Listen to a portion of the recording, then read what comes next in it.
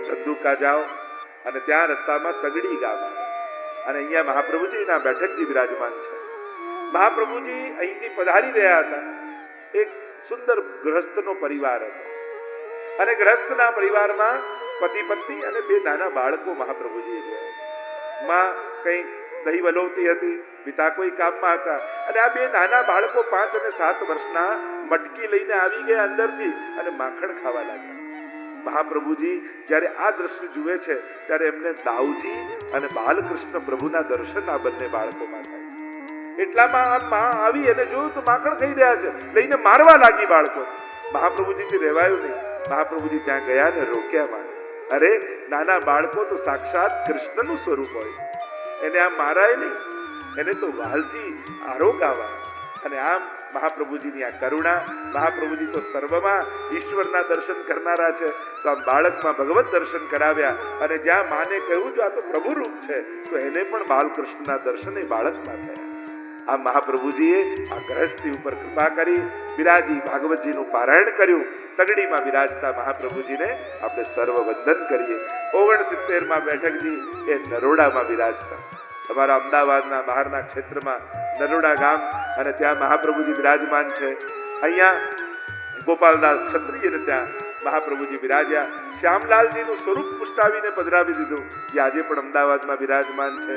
અને અહીંયા ગોપાલદાસ પર એવી કૃપા થઈ, મહાપ્રભુજીએ એ ધારીજીનું જલ જ્યારે મહાપ્રભુજીની એવી કૃપા ગોપાલદાસ પર કે તાવમાં એટલા તપી રહ્યા હતા અને એટલો બધો તાવ ચડ્યો હતો, કોઈ જળ આપનારું નહોતું અને વિવળ થયેલા ગોપાલદાસ સ્વયં શ્રીનાથજી બાબા પોતાની જારી લઈને આવ્યા અને જલપાન કરાવ્યું. એવો ઉલ્લેખ આપણે ત્યાં આ ચરિત્રમાં, બેઠક ચરિત્રમાં મળે છે. નરોડામાં બિરાજતા મહાપ્રભુજીને વંદન કરીએ. આગળ 70માં બેઠકજી એ ગોધરાના બેઠકજી. અહીંયા ગુસાઈજીના પણ બેઠકજી છે, ગોકુલનાથજીના પણ બેઠકજી છે. મહાપ્રભુજીની સાથે મહાપ્રભુજી પણ બિરાજમાન છે. રાણા વ્યાસ અહીંયા ગોધરામાં રહેતા. થોડું શાસ્ત્ર અધ્યયન કરી લીધું એટલે એટલો બધો મદ એમને આવી ગયો કે મારા જેવો વિદ્વાન કોઈ નથી. ગામમાં જેટલા વિદ્વાનો હોય એમને શાસ્ત્રાર્થ કરવા બોલાવે અને પરાસ્ત કરે. અને એમ થઈ ગયું કે હવે મને કોઈ જીતી શકે એમ નથી. ભક્ત પર કૃપા કરવી હોય ને તો એનો અહંકાર ભગવાન તોડાવે છે. જીવનો બગાડ કરવો હોય ને તો એની બાજુ એના વખાણ કરનારા ગોઠવી દે, એનો અહંકાર વધારનારા લોકોને ગોઠવી દે. અને એનો સ્વીકારવો હોય ને તો કેમે કરીને ભગવાન એનો અહંકાર તોડી દે. પ્રભુ ઘણી વાર જો જીવની ભીતર તો પાપ દુર્વૃત્તિઓ આ થવાની, અને એને ઘણું એમ થાય કે મારું ધારેલું કરી લઉં. ભગવાન ઘણીવાર પ્રતિબંધો આપી આપણને પાપ કરતા રોકી લે છે. એ સમય આપણને ન સમજાય, એ સમય આપણને અફસોસ થાય, લો મારું ઈચ્છેલું ન થયું, મારું ધારેલું મને ન મળ્યું, હું ઈચ્છતો તો એ કરવા હું ન કરી શક્યો. એ સમય માણસને ગમે નહીં, પણ થોડા દિવસ પછી જ્યારે સમજ આવે ને ત્યારે સમજાય કે જો હું તો પાપ કરી જ લે, પણ ઠાકોરજીએ વિપરીત સંજોગો કરી મને પાપ કરતા રોકી દીધું. પ્રભુ ઘણીવાર સંજોગો વિપરીત કરીને આપણને બચાવી લે છે, પણ જીવને એ સમય સમજાતું નથી. અહીંયા જ્યારે અહંકાર વધી ગયો, ઠાકોરજી બધું ચલાવી લે પણ મદ ન ચલાવે, અહંકાર ન ચલાવે. દાસ થવામાં જ ભક્ત જીવનની સર્વોચ્ચ ઊંચાઈ છે. પણ જો અહંકાર કોઈ પણ પ્રકારથી આવ્યો, અહંકાર આવડત વાળાને જ આવે, અનાવડતને ના આવે. ક્યારે કોઈને પાપનો અહંકાર ન, ક્યારે કોઈ મારા જેવો ગુસ્સો કોઈ ના કરી શકે, આવું કોઈને ઈગો કરતા જોયું? મારા જેવી ચોરી કોઈને ના આવડે, આવો ઈગો જોયો? પાપીને અહંકાર નથી આવતો, પુણ્યશાળીને જ આવે. મારા જેવું દાન કોઈ ના આપી શકે, મારા જેવું કોઈ ગાઈ ના શકે, મારા જેવી સામગ્રી ન બનાવી શકે, મારા જેવું કોઈ બોલી ના શકે. ગુણ જ મદ આપે છે, અવગુણો મદ નથી આપતા. અને એટલે જ ગુણવાને વધારે સાવધાન રહેવું પડે. ઘણા લોકો કે જે કાંઈ નથી કરતું એને કોઈ નથી કહેતું, અમે આટલા પાઠ કરીએ, સેવા કરીએ, છતાંય અમને જ કહો, અમને જ કહેવાનું. હા, કારણ કે તારી પાસે ગુણ છે. જેની પાસે ધન હોય ને એને ચિંતા હોય કે કોઈ ચોરી ન જાય. જેની પાસે કાંઈ ના હોય એને શેની ચિંતા હોય? તો જેની પાસે કોઈ ગુણ નથી એને ચિંતા નથી. ચિંતા એને છે જેની પાસે કોઈ ગુણ છે. ગુરુજનો એને જ સાવધાન કરે છે કે જો તારું કોઈ ચોરી ન જાય, સાવધાન રહેજે. તારી પાસે છે જતું ન રહે, સાવધાન રહેજે. તારી પાસે ભાવની નિધિ છે. મહાપ્રભુજી હરિરાયજી એ જ કહે છે ને, આપણો ભાવ એ જ સાચું ધન આપણું છે. અને કોઈ એ હરી ન જાય એની સાવધાની રાખે. અને હરવા માટે અપમાન કરવાની જરૂર નથી, પ્રશંસા દ્વારા હરી શકાય. અસુરોએ હણે ને દેવતાઓએ હણે. અસુરો અપમાન કરીને હણે, દેવતાઓ સન્માન કરીને હણે. તો આ બંને રીતે સાવધાન રહેવું. વૈષ્ણવે તો હંમેશા વિચાર કરવો, ઠાકોરજી મને અવસર આપે છે સેવા કરવા, પ્રભુ મને મોકો આપે છે, અને આ સેવા મળે છે એનાથી મોટું કોઈ સન્માન ન હોઈ શકે. કારણ કે સેવા મળવી એટલે ઠાકોરજી આપણા પર રાખેલો વિશ્વાસ કે આ કામ તો આ જ કરી શકશે, એટલે એને જ હું સોંપું. પ્રભુ નક્કી કરીને આપણને સોંપે છે, કારણ કે આપણા પર ભરોસો રાખે છે આ સારી રીતે કરશે. અને એ વિશ્વાસ પ્રભુનો છે, એને સેવા માનીને જ્યારે જીવીએ એ વિશ્વાસ જ વૈષ્ણવનો શ્વાસ છે. અને જ્યારે વિશ્વાસ પ્રભુનો તૂટે છે ત્યારે વૈષ્ણવતાનો શ્વાસ પણ રૂંધાઈ જાય છે. એટલે પ્રભુનો વિશ્વાસ ન તૂટે એ રીતે સેવા કરો. પ્રભુએ આપણા પર ભરોસો રાખ્યો છે, એ રીતે ઉત્તમ રીતે સેવા કરો કે જેથી ઠાકોરજી પ્રસન્ન થઈ જાય. દુનિયા તો રાજી થાય, એ તો આજે પ્રશંસા કરશે ને કાલે નિંદા કરશે. સાચી સેવા એ છે જેનાથી આપણો ઠાકોરજી રાજી થઈ જાય. જે દિવસે સેવા કરી ઠાકોરજીની સામે ઉભા હો અને પ્રભુ સ્મિત કરતા દેખાય ત્યારે માનજો કે આજે મારું સાચું સન્માન મને મળી ગયું, કારણ કે મારાથી આજે ઠાકોરજી રાજી થઈ જાય.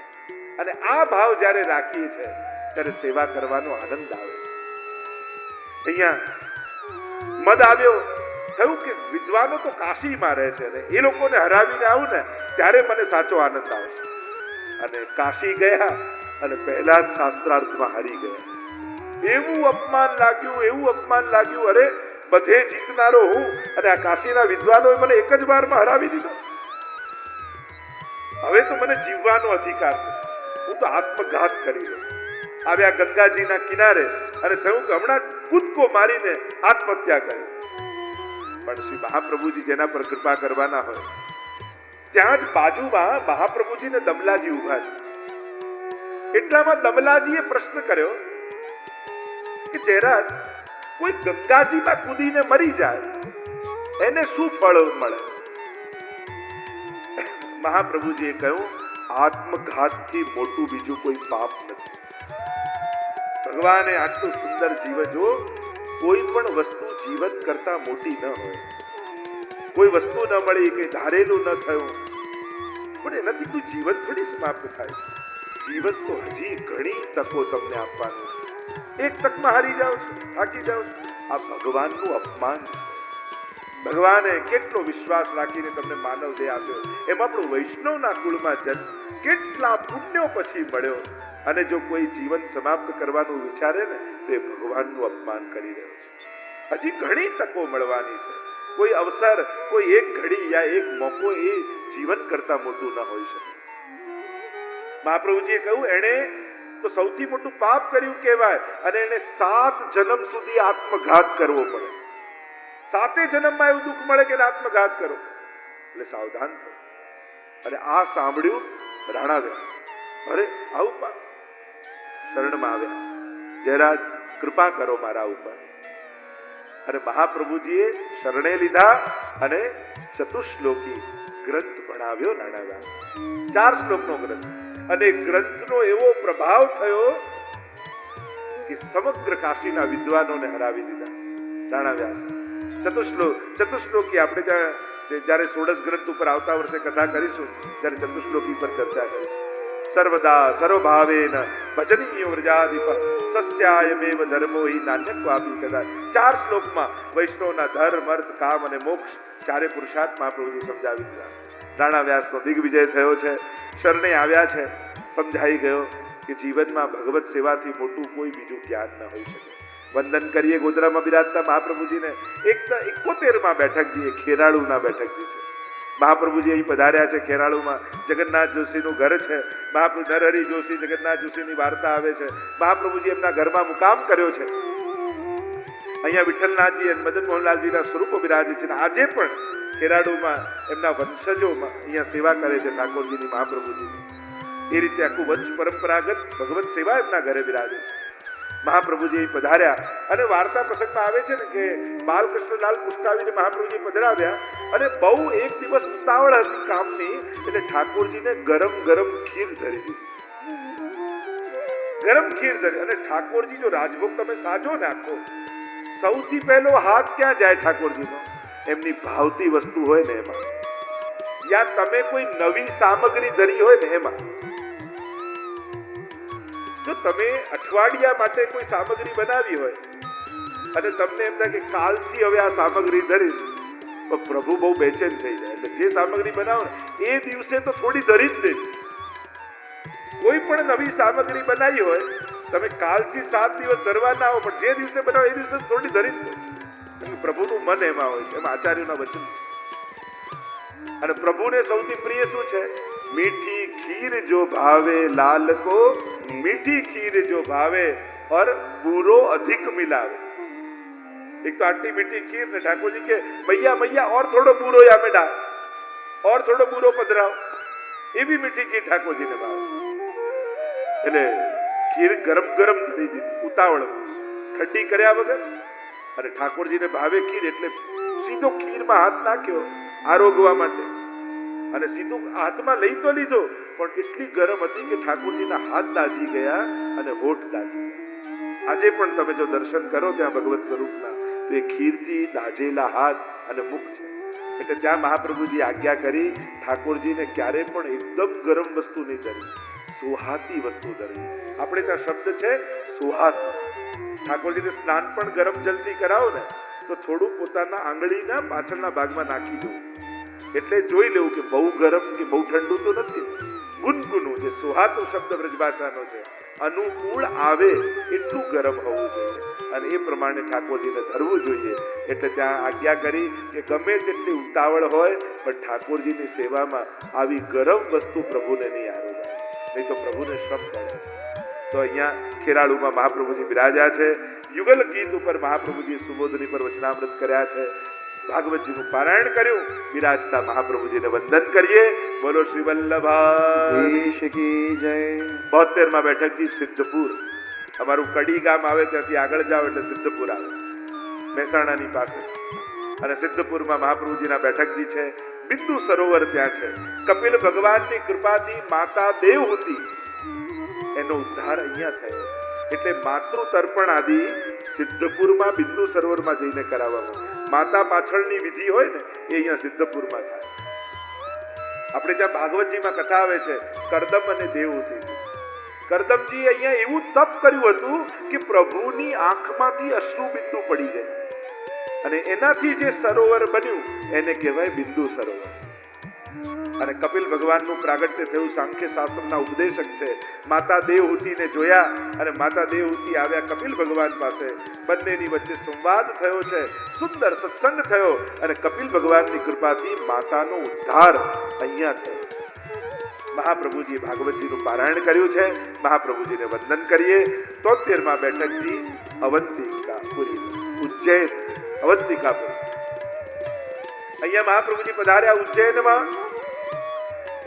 ઉજ્જૈનમાં અનેક વિદ્વાનોના અનેક પ્રસંગો આવ્યા. જ્યારે ખબર પડી વિદ્વાનોને ત્યાંના કે માયાવાદનું ખંડન કરીને બ્રહ્મવાદની જેમણે સ્થાપના કરી છે, અને વિદ્યાનગરમાં જેમનો દિગ્વિજય થયો છે, જગતગુરુનું સ્થાનમાં બિરાજ્યા છે, એ મહાપ્રભુજી અહીંયા પધાર્યા. એટલે બધા બ્રાહ્મણોએ ભેગા મળીને વિચાર કર્યો કે આ તો બધાને પરાસ્ત કરી દે છે, તો એમ કરીએ આપણે 100 જણા એક સાથે ભેગા મળીને જઈએ, અને એક વારા ફરતી પ્રશ્નો પૂછવાની જગ્યાએ 100 જણા એક સાથે પ્રશ્નો કરીએ. અને આપણા વિદ્વાનોમાં પ્રાચીન એવી પરંપરા હતી, અને એને વિદ્યા કહેતા કે 100 પ્રશ્ન એક સાથે કરે, અને એ 100 જણાના પ્રશ્ન યાદ રાખી ક્રમ પ્રમાણે જવાબ આપી દેવા. એવી વિદ્યા આપણે ત્યાં પ્રાચીન કાળમાં. જ્યારે મહાપુરુષો જતા તો આવી પરીક્ષાઓ વિદ્વાન કરતા, અને 100 બ્રાહ્મણ એક સાથે આવ્યા, 100 એક સાથે પ્રશ્ન કર્યો, અને મહાપ્રભુજીએ ક્રમ પ્રમાણે એક પ્રશ્નોના 100 ને જવાબ આપી દીધા, અને બધા વંદન કરી અને મહાપ્રભુજીના શરણે આવી ગયા. એક ઘટ સરસ્વતી નામનો બ્રાહ્મણ હતો. એણે પોતાની વિદ્યાના બળે સરસ્વતીજીને ઘડામાં પૂરી રાખેલા, અને શાસ્ત્રાર્થ કરવા જાય વિદ્વાનો સાથે અડધો શાસ્ત્રાર્થ થયો હોય ત્યારે ઘડામાંથી સરસ્વતીજીને બહાર કાઢો અને સરસ્વતીજી પ્રમાણ આપે કે આ વિદ્વાન સાચો છે અને તમે ખોટા છો. એમ કરીને શાસ્ત્રાર્થ જીતીને આવશે. એનું નામ જ પડી ગયું ઘટ સરસ્વતી.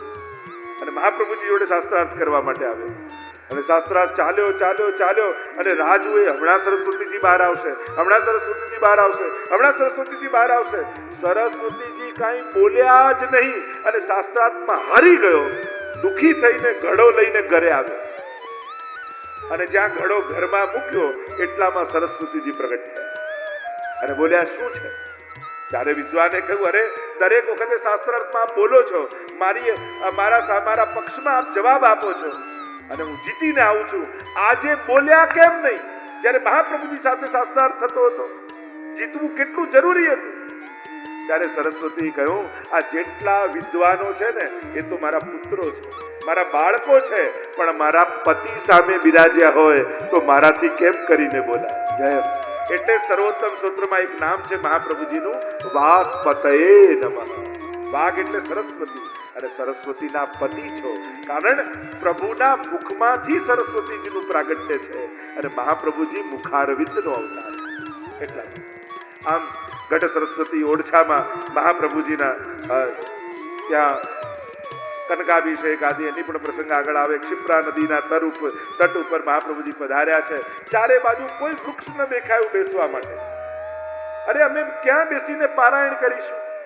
એટલામાં ઉડતું એક પીપળનું પત્તું આવ્યું અને મહાપ્રભુજીએ પીપળનું પત્તું ખાડો ખોદીને વાવી દીધું. વૈષ્ણવ પૂછ્યું, જયરાજ આ પત્તું કેમ વાવ્યું? કાલે જોજો શું થાય છે. અને બીજા દિવસે સવારે જોયું તો વિશાળ પીપળનું ઝાડ ઉગી ગયું અને મહાપ્રભુજી એના નીચે બિરાજી અને ભાગવતજીનું પારાયણ કર્યું છે. આજે પણ તમે ત્યાં જશો તે પીપળના વૃક્ષના તમને દર્શન થશે. મહાપ્રભુજીને અહીંયા વંદન કરીએ. આગળ 74માં બેઠકજી એ પુષ્કરના બેઠકજી. પુષ્કર એ અતિ પ્રાચીન સ્થાન છે. કહેવાય છે કે સૃષ્ટિનું સર્જન આ સ્થાનેથી થયું. આખી સૃષ્ટિનું કેન્દ્ર ત્યાંથી સર્જન બ્રહ્માજીનું એકમાત્ર મંદિર ભારત વર્ષમાં આ પુષ્કરમાં માનવામાં આવે. અતિ પ્રાચીન સ્થાન. અને ત્યાંથી ભગવાનના નાભી કમળમાંથી બ્રહ્માજી પ્રગટ થયા અને આખી સૃષ્ટિનું સર્જન થયું. એવો ક્રમ અહીંયા બતાવવામાં આવે છે.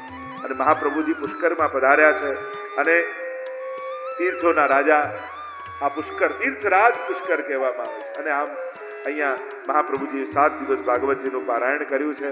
શ્રીનાથજી પણ જ્યારે નાથક દ્વારા પધારતા હતા ત્યારે એમનો રથ અહીંયા રોકાયો હતો. એવું આ દિવ્ય સ્થાન પુષ્કરજી, જ્યાં બ્રહ્માજી અને એનું શ્રવણ મહાપ્રભુજીના પારાયણનું કરવા આવે છે. મહાપ્રભુજીને વંદન કરીએ. બોલો વલ્લભાધીશ કી જય. 75માં બેઠકજી કુરુક્ષેત્રના બેઠકજી. ધર્મક્ષેત્રે કુરુક્ષેત્રે સમવેત્તા યુયુત્સવઃ મામકાઃ પાંડવાસૈવ કિમ અકુર્વત સંજય. ગીતાજીનો પહેલો શ્લોક અને એમાં કુરુક્ષેત્રનું નામ આવે. આજે પણ જ્યારે તમે કુરુક્ષેત્ર જાઓ ત્યારે મહાપ્રભુજીના સુંદર બેઠકજી છે. એના પહેલા કરનાલ નામનું ગામ આવે છે. મહાપ્રભુજીની કૃપાથી ત્યાં પણ આપણી હવેલી છે. ગોરધનનાથજીનું સ્વરૂપ સુંદર બિરાજે છે કરનાલમાં. એ કર્ણની રાજધાની હતી. કર્ણનું એ શહેર હતું જે સૌથી મોટો દાતા કહેવાય છે. અને આગળ કુરુક્ષેત્ર આવે. ત્યાં આ મહાભારતનું યુદ્ધ જ્યાં થયું છે, કેટલી ઘટનાઓ આ કુરુક્ષેત્રના, અત્યારે તેટલો સમય નથી પણ કુરુક્ષેત્ર સાથે ઘણી બધી ઘટનાઓ જોડાયેલી છે. એને ધર્મક્ષેત્ર કહેવાયું છે આ કુરુક્ષેત્ર, જ્યાં ભગવાને ગીતાજી ગાઈ છે. એવું આ પરમ પાવન સ્થાન અહીંયા મહાપ્રભુજી પધાર્યા છે. સરસ્વતી કુંડના તટ કિનારે વિરાજમાન થઈ મહાપ્રભુજી ભાગવતજીનું પારાયણ કર્યું છે. મહાપ્રભુજીને વંદન કરીએ. આગળ 76મી બેઠકજી એ હરિદ્વારના બેઠકજી છે. કનકલ પાસે ગંગાજીના કિનારે મહાપ્રભુજી બિરાજમાન છે. કલકલ વહેતા ગંગાજીને મહાપ્રભુજીએ ભાગવતજીનું પારાયણ સંભળાવ્યું છે. વંદન કરીએ. 77માં બેઠકજી એ બદ્રિકાશ્રમના બેઠકજી છે. મહાપ્રભુજી તપતકુંડ પાસે બિરાજમાન થયા છે અને વામન જયંતીનો દિવસ હતો. મહાપ્રભુજીનું વ્રત હતું. દમલાજીને કહ્યું કે કંઈક ફલાહાર ગોતીને લાવો. અને અહીંયા ફલાહાર ક્યાં મળે? ચારે બાજુ બરફની વર્ષા થઈ રહી છે અને અહીંયા ક્ષુધાતુર છે અને બધા વ્રત છે. અને ત્યાં બદ્રીનાથજી પધાર્યા.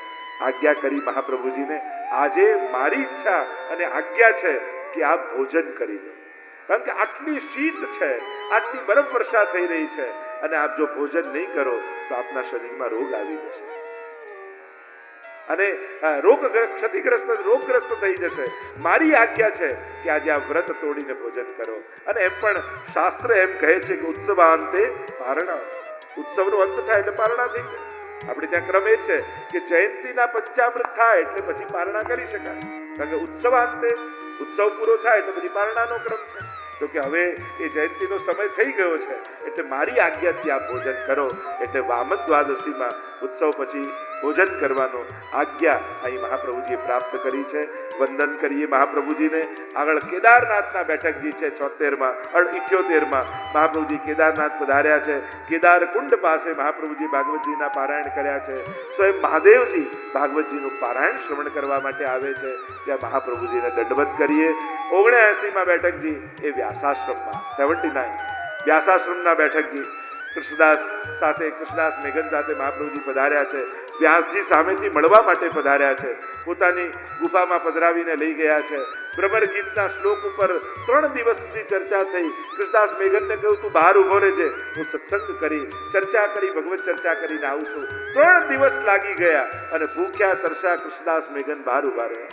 એટલામાં એક શીલા ગબડતી આવી અને પોતાના હાથથી 3 દિવસે શીલાને રોકી કૃષ્ણદાસ મેઘને. એ જ્યાં ગાથા કહેવાય છે એ આ વ્યાસાશ્રમના બેઠકજીમાં બિરાજતા મહાપ્રભુજીને વંદન કરીએ. આગળ 80માં બેઠકજી એ હિમાલય પર્વત પરના છે. હિમાલય પર્વત પર મહાપ્રભુજી બિરાજમાન થયા છે અને ત્યાં બિરાજી ભાગવતજીનું પારાયણ કર્યું છે. સ્વયં હિમાલય પર્વત બ્રાહ્મણનું રૂપ ધારણ કરી અને પારાયણનું શ્રવણ કરવા માટે પધાર્યા. મહાપ્રભુજીને વંદન કરીએ. 81માં બેઠકજી એ વ્યાસ ગંગાના તીરે વ્યાસ ઘાટ ઉપર મહાપ્રભુજી પધાર્યા. આ એ સ્થાન છે મહાપ્રભુજી દમલાજીને કહ્યું કે જ્યાં વ્યાસજીનો જન્મ થયો હતો અને આ સ્થાન પર જન્મ છે એટલે એને વ્યાસ ગંગા કહેવામાં આવે છે. ચોકરના વૃક્ષ નીચે મહાપ્રભુજી બિરાજમાન થયા. નિત્ય ગંગાજી શ્રવણ કરવા માટે બિરાજમાન પધારે છે. મહાપ્રભુજીને વંદન કરીએ. 82માં બેઠકજી મંદરાચલ પર્વતમાં કહેવાય છે કે જ્યારે સમુદ્ર મંથન થયો ત્યારે આ મંદરાચલ પર્વતને રહી બનાવી અને વાસુકી નાગને દોરડું બનાવીને મંથન થયું હતું. એ આ હિમાલયનો ભાગ હિમાચલ પ્રદેશમાં મંદરાચલ પર્વત બિરાજમાન છે. ત્યાં મહાપ્રભુજી પધાર્યા છે અને મધુસૂદન પ્રભુના દર્શન એમને થયા. નિત્ય ભાગવતજીનું શ્રવણ કરવા માટે પધારતા હતા. 83માં બેઠકજી શ્રી અડેલમાં બેઠકજી મહાપ્રભુજી કાશીમાં બિરાજમાન રહેતા પણ શાસ્ત્રાર્થ કરવા માટે લોકો એટલા બધા આવવા લાગ્યા અને સેવામાં શ્રમ પડવા લાગ્યો એટલે યમુનાજીને તટ ઉપર અડેલમાં જઈ અને મહાપ્રભુજીએ ઘર બનાવ્યું. મહાપ્રભુજીનું નિજ ગ્રહ કહેવાય અડેલ, જે કાશીની નિકટ આવે. અને ત્યાં મહાપ્રભુજી આવીને બિરાજમાન થયા. પણ ત્યાં પણ શાસ્ત્રાર્થ માટે ઘણા વિદ્વાનો આવીને બેસતા અને મહાપ્રભુજીને ખૂબ અવેર થઈ જતી સેવામાં.